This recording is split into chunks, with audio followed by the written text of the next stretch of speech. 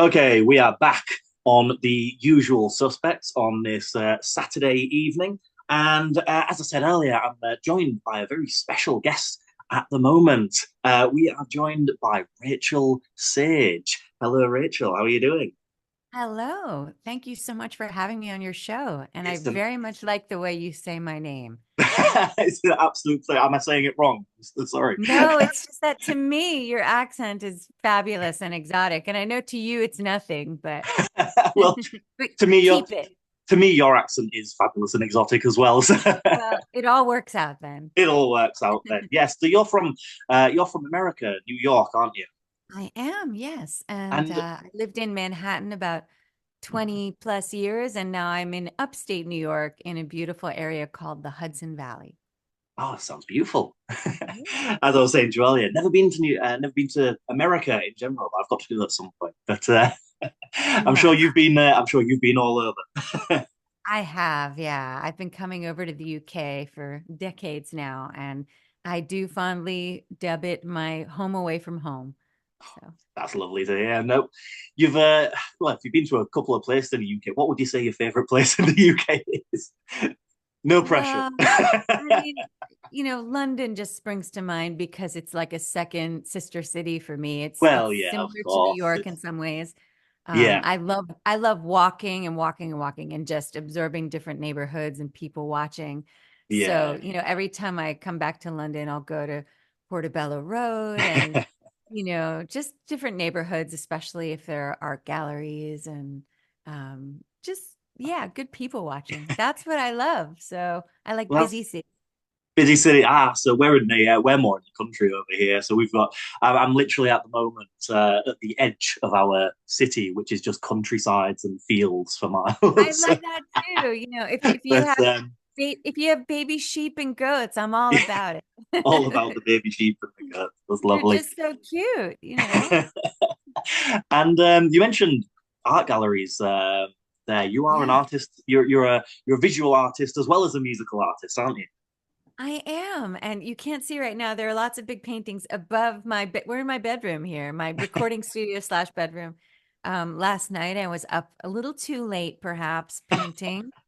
And I just get inspired by whatever has gone on in my day, or if I read a good book or see a great movie and I have to get it out. I don't know what it is. It's just it's kind of my version of therapy, I suppose, is to take a blank canvas and just, go crazy. Yeah, I definitely understand that.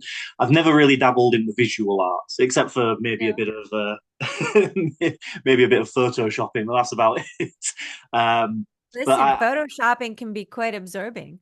well, yeah, that is a fair point. That is a fair point.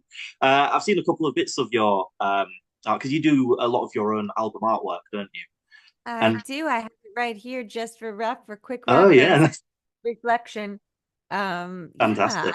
I've been in a very pink phase recently, and now I'm sort of segueing into a red phase again, one of my favorites Yeah, always. But yeah, and I love to try to manifest, what's on the outside onto a canvas, and it becomes a kind of chronicle in a way of my life's adventures. a true art. And who would you say your biggest inspiration is in terms of art? I mean, I noticed. So I'm probably going to get this entirely wrong because, as I said, art's not No, my no, main there's subject. no But wrong. I can see maybe a couple of influences from Kandinsky, possibly. Yes, definitely up there for sure. Yeah, And the funny thing is, I think the things to which we're exposed when we're really little, they get in there subconsciously, and you don't even necessarily have to have gone back to that well of inspiration to yeah, have it be quite present. Um, Kandinsky was one. Also, I love New York pop artists like Keith Haring and Andy Warhol, yeah. all the different street artists, Kenny Scharf. And when I was a kid, my mom used to take me to the Soho neighborhood downtown in New York. And there would be all these wonderful artists who had somewhat illegally, perhaps, set up, their tables on the side Yeah, yeah. streets, and they were selling all of their paintings, their small paintings, and prints of bigger ones. And it really took root, and it showed me that, wow, you can do this for a living. You know, if you stick with it and you don't necessarily have to follow the rules or do it like anybody else is doing it. And then later on she took me to wearable art galleries where I saw clothing and fashion that was kind of wild and outrageous and like walking art. And that really made a big impression on me too. So I do get a lot of inspiration from fashion, certainly from the vibrant colors of fashion and pop art, and then the classics and some contemporary artists as well. But I'm always up for new suggestions, and if there are any museum exhibits you know about in Hull that I should see, definitely let me know. I will, if I can think of any. Right on. No pressure. No pressure live on the No air. pressure, live on air. Back to music.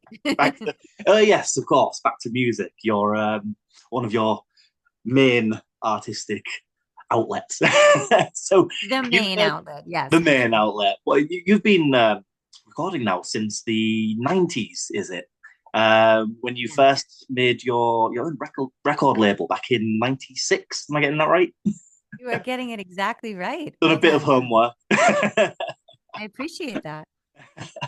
And what was it that really gave you your inspirations for music? Like, where did it all begin for you? Well, I really started when I was very small. I mean, it was a second language to me, playing piano, and then gradually, writing my own pieces. They were little baby easy pieces in the beginning, and then they got more and more complex. And I Yeah, would come home from dance class, ballet mainly, and sound out all of this classical music by ear. And much to my parents' confusion, because they are not musical and they didn't quite know what to do with me. They were like, wow, we've got this kid who can basically play anything she hears on the radio. We better yeah, encourage her. So they did. They would cheer me on and ask to hear new songs, and sometimes make not so subtle, you know Jewish mother suggestions of what lyrics might be better than others. So I did have a little bit of a stage mom for sure.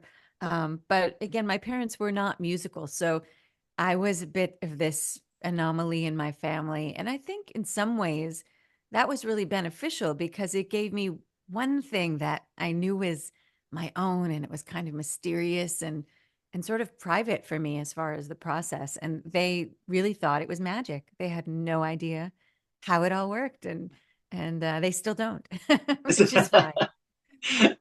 Oh, that's good. That so not even from a musical background. It was lingering somewhere in you Yeah. I mean, to maybe a really, grandparent I never met or something. yeah. It doesn't come from nowhere. So I'm sure somewhere in there in the genes, there was some musicality, but yeah, not my parents. Yeah, I'm from a very musical family, so I was kind of Oh, how it fortunate. was inevitable for me. That's wonderful.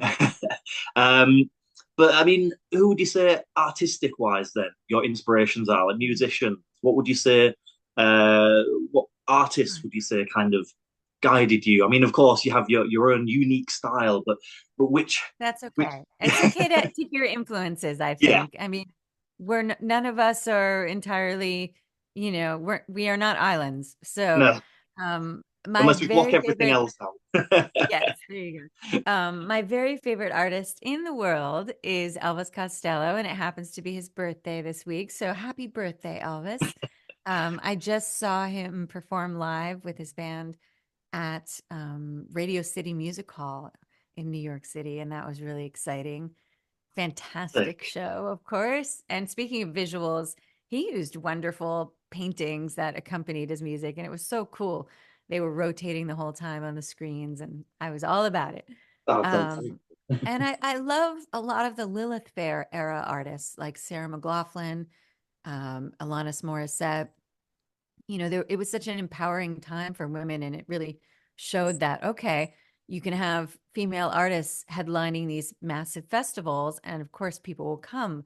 But Yeah. I mean, I knew that, but the record industry didn't. So I No. think that really left its mark. It didn't necessarily shift things permanently. And the industry continues to go through phases where it seems like, if there's one woman on a radio playlist, that's the one for the hour. Yeah. But I appreciate not only their music, but their advocacy and just the trails they blaze. So But I love it all. I love the Beatles. I love rock and roll. I love classical. If it has a good melody and I can, try to figure it out on the piano or the guitar, I'm gonna be there for it. So So you originally taught yourself piano. When was it you started moving towards the guitar? much later. Much So later. maybe like 10 years ago, whereas Oh, piano I've played since I was 3. Yeah. and I also read somewhere, this might be entirely wrong. I get my sources from different places on the internet, but it says you've done a couple of jingles for like film, TV, and Yes. what would they include? Well, in my 20s, my main bread and butter actually was doing jingles. And it was sort of a dirty secret I didn't tell people about for a while because in those days, music placement was not as huge as it is now. And Yeah, um, just the whole nature of the perception of that in the industry was quite different. So for me, it was just like kind of a day job. And I look back and think, wow, that's kind of amazing that I was able to fall into that work so young and it was consistent for about a decade. And so I did soft drinks. I did things like Crystal Light and razor blades, Gillette, some beer companies, Michelob.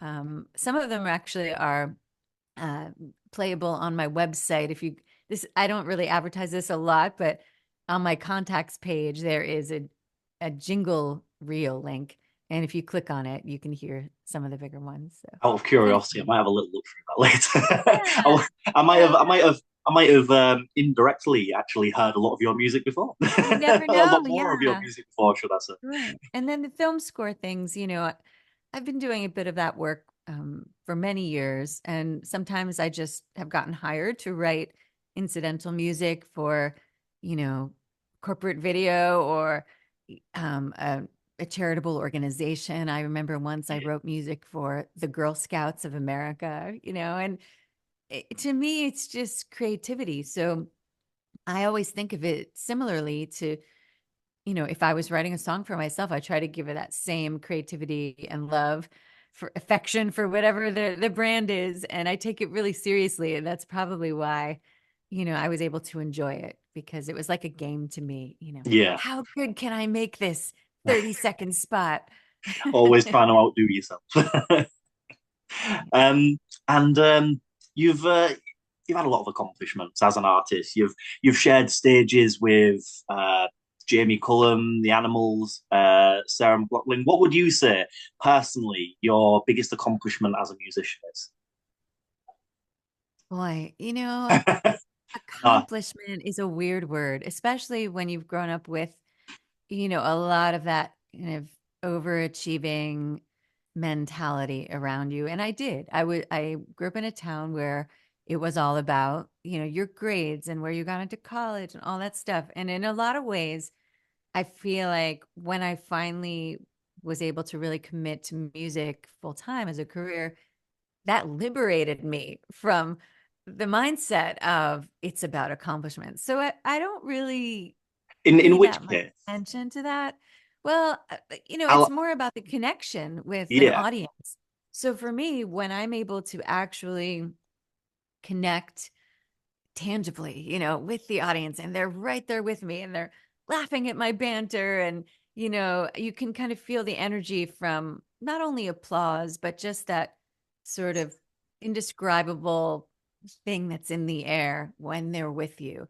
And then afterwards at the merch table they'll come up not only to buy the odd item but to tell you what your music triggered in them and how they resonated with it and what songs they liked. And when that is on and when it really comes together, I feel like they were a member of my band and I couldn't have done it without them. So once in a while it really all grows and gets to the next level, and I feel yeah, like I learned something, like, ooh, I just got a key into something I should maybe do more of. And even at this ripe age, I having played thousands of shows, maybe I'm always learning. So I don't know, there are a handful of gigs that just spring to mind more than yeah. accomplishments. Like I remember opening for Howard Jones at Union Chapel in London. And it was just a magical night. The venue's gorgeous. The sound is perfect. He's one of my childhood idols. The audience was like pin drop quiet. And we were really on, we played Yeah. well. And so things like that really become etched in my memory. Yeah, I And suppose things like that, everything just falls into place nicely and it yeah, just kind of yeah. sticks. In which case, then bit of a different question then, rather than accomplishments. What has been the thing that stuck with you the most? Apart from that, like you Oh, say that's a that great way to frame it. you say that a lot of your fans speak to you after the show. Is there anything that any one particular fan has said which has stuck with you, like something really nice, Yeah. Oh, something? definitely. I think you may know that I'm a cancer thriver, as I like to Yeah, say, survivor, thriver. So certainly after many a show, if I choose to share that, which I don't always, but if it naturally comes out, and I maybe dedicate a song to anyone going through a difficult time physically with illness, um, there have been people who've come up to me and become quite personal very quickly, telling me, their mom is going through it, or their dad, or their child, or they have survived, and that they appreciate that, me sharing my story in that way. And sometimes there will be some tears, but also maybe some tears of joy. And I do remember a lot of those folks, and I don't want to say who they are, no, but no, it happens pretty yeah, frequently now. And I consider that to be, a privilege, really, that I get to be a sort of a light bearer yeah, for, you can do it, you can get through it. And yeah. Very yeah, so that's inspirational. a real blessing. Yeah. It must be really nice as well being like that rock to some people as well, being that source of inspiration. I understand the album character it was a lot about that because Was. that's when you wrote that album whilst you were at that point in your Yes. life. Yeah, as I was coming out of it, Yeah, when I finally had the energy again to make music, and it took me a while, but a lot of that record is also about boundaries, and that it's okay to not be okay, and to ask for help, but also to say when you've got something and you don't need necessarily everybody's interference, if you will, yeah, so I think anyone who goes through an experience like that necessarily learns more about who they are, and because who you are under duress and under some pressure, it comes to the fore very quickly. And then also, you may change. There may be things you just resolve to do differently when you get after you get through it. And I also think that that correlates in some ways to what we all went through in lockdown. And as a society, as a global, community, I do think there are parallels between everyone going through a pandemic and individuals going through illness. Even if you didn't necessarily get sick, you lost someone who was sick, or you experienced the fear and the stress of that, or you changed habits maybe that you had to try to be more healthy. So I think in some ways I had a little bit of a superpower, maybe, as did others, yeah, who already had like that resilience. yeah. So now I just try to share that a little bit. That's beautiful. And are you doing okay now? Are you I'm doing really well. Yeah. that's lovely to hear.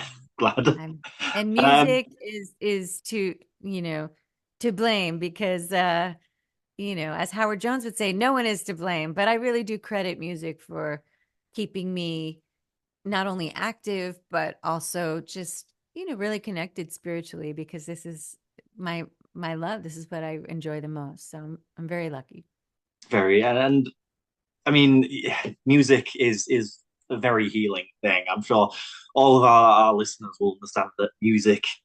We the listeners are typically musicians on our show, Oh, aspiring wow, that's musicians. so cool. So we all understand that music is a great source of healing, and it is one of the main things that gets us keeps us going, and Yeah. then yeah. So what I don't advice want would to you? forget to talk about, I'll be playing in your area, right? In You so will, you'll be you'll see, you mentioned that. you're touring at the moment with Will Young, aren't you? I will begin You next will week. begin touring, sorry. I better pack, right? Yeah, I know. Please get your suitcases ready. Yeah, and I'm um, really enjoying his new album. I think he's just a brilliant artist and with a gorgeous voice, and it's going to be a lot of fun to hear him every night and also learn absolutely. from him. So, But yes, I yes, think I'm in a Hull on September so you're 25th, in. as I Uh, see. Yes, and you'll also be near us as well in York on the 8th and Bridlington on the 10th as well. That's right. So Yes. you've got a couple of gigs near us, which is great. So I'm gonna get down to see you and maybe meet you in Oh, person if you're terrific. That would be signing albums in the back. fabulous. Oh, that's great news. um, Bear with me. Sorry, I was just looking at seeing if there was any other dates around here. I think there's um, three RNF, but the date on September 25th at the Polar Bear Music Club is a headline show actually. So that's one of yes, the only gigs that I won't be with Will Young, but I'll be doing on my yeah. own. And I really hope folks can come out and Yeah, absolutely. I mean, I'll the have polar a bear, longer set time that night. absolutely, and the polar bear club is very near, so Oh, definitely going to great. be there. So that is on the 25th, and then you'll also be with Will Young on the where was it September again? The 8th in New York. I'm September helping you out. September 8th at the Opera House in York, and also Tuesday the 10th of September at the Bridlington Spa as well. Um, and you've recently released your newest album, which is Another Side. That was back in May, I Yeah, believe it was it? Which I've listened. That's the one. exactly. That's the one I've listened to. That's the one I've listened to most, and some great tracks on there, like especially Albatross. Thank you. Really resonate Oh, with that wow. track. Well, you're a deep soul. That's a heavy track, and there's lighter fare as well. But that tells me a Yeah. lot about you that that's your favorite track. So I appreciate that. So, last couple of questions then. Sure. This is a tough one. If you were to pick five desert island tracks, if you were stuck on a desert island, what would those five Mm. tracks be? I want to know a bit more about you musically Oh my now. goodness. This is tough because it changes all the time, but I have to at least give one or two of Elvis Costello.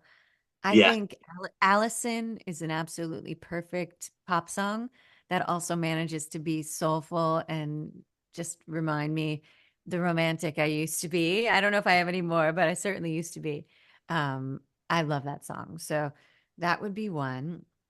And I also love Glenn Hansard. So literally any song of his, especially from, you know, the swell season era.